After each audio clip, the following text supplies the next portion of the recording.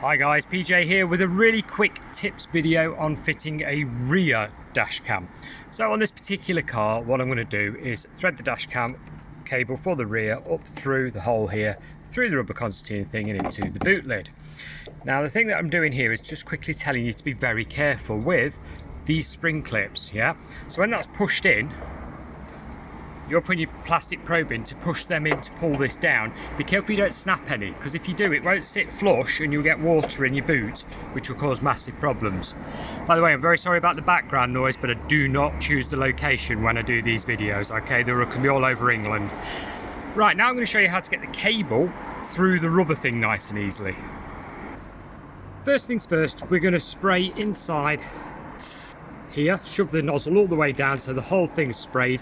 Now you could use like a silicone spray grease, or at a push I'm using WD-40. Now I know what someone's going to say in the comments. They're going to say, oh, it rots rubber. Yes, you're quite right. Long-term exposure to WD-40 will rot the rubber. We're doing this once, guys. It's not going to harm it. I've done hundreds and hundreds and hundreds of them, but for the one person that will drop that comment, yep, I've used WD-40.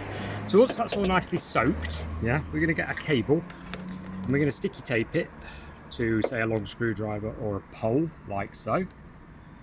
Yeah. With the aid of the inside of this being all nice and lubricated and soft, you can shove the pole up and through and out the other side nice and easily. Untape it, pull your surplus through. Right, last of all, I'm just showing you the cable here inside of the boot lid. So we've fed it up through the hole there, popped it out here. This car's got DAB, yeah, so you got like an antenna here for the connects onto this. On a lot of cars, rear cameras, such as that one, can interfere with these things, and if that's the case, you're going to have to seek advice from your retailer, because normally it's a case of remove the camera. Interference suppressors do not work.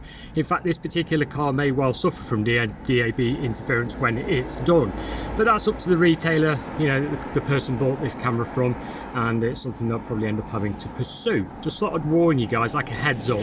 Anyway, that's the end of this tips video. Thanks for watching. Bye for now.